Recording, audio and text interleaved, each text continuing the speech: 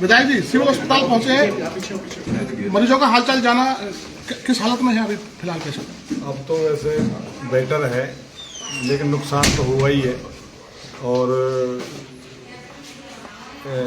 जैसे कल इसमें कुछ हमारे जैसे इसमें हैं, एस्कोट में भी हैं तकरीबन 16 मरीज, 4 हमारे एम्स में हैं, 4 ही जो है इसमें सफदरजंग में हैं, जैसे यहाँ से रेफ़र किए थे।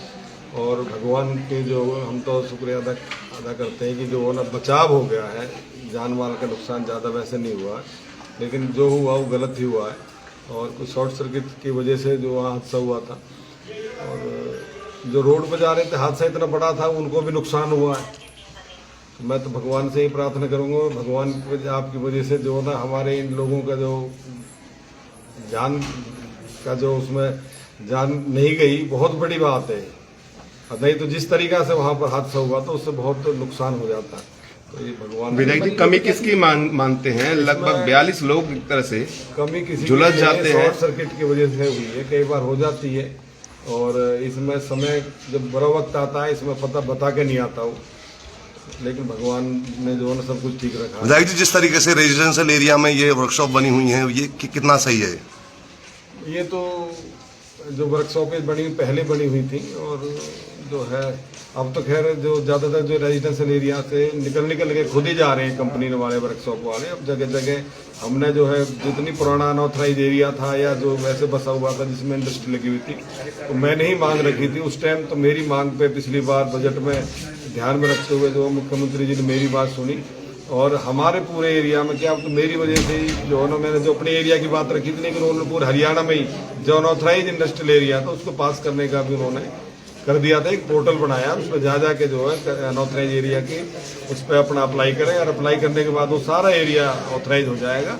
और इसी तरह से जहाँ पर कुछ एरिया ऐसा जहाँ इंडस्ट्रियल एरिया छोटी मोटी जो वर्कशॉप लगा रखी है घरों के बीच में, उनको निकाल के जो है ना उनसे रिक्वेस्ट करेंगे भाई आप अपना वहाँ शिफ्ट कर लें। विधायक जी ईएसआई कार्ड बना हुआ है सबका?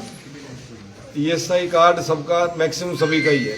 सभी का ही है, क्योंकि बहुत से 42 में से मात्र 7 लोग यहाँ पे है, सभी को रेफर कर दिया गया, बहुत सौ को दिल्ली भेजा गया, प्राइवेट अस्पताल भेजा गया। क्या कारण मानते हैं? अस्पताल की व्यवस्था पे सवालिया निशान लगते हैं या फिर नहीं?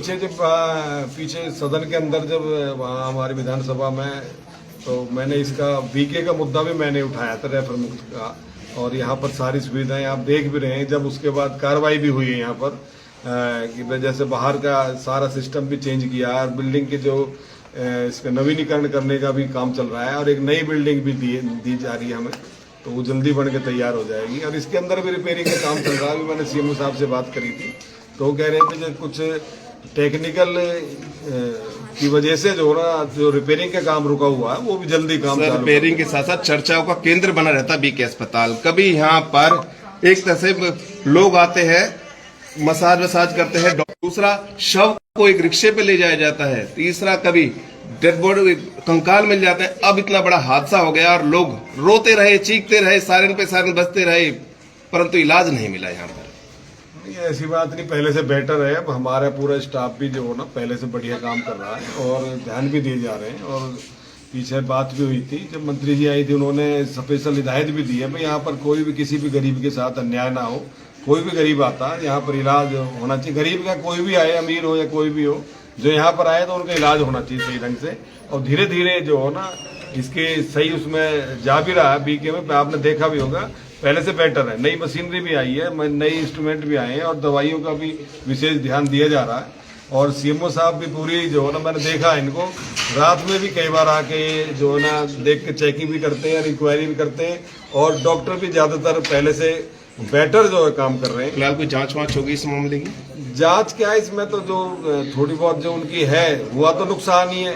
किस कारण से हुआ, जैसे हमें जो पता लगी है इसकी जांच भी करवाएंगे वैसे कि किस कारण से हुआ। घोषणा आप लोग सरकार की तरफ से कुछ? मैं बात करूंगा इसके बारे में। ठीक है।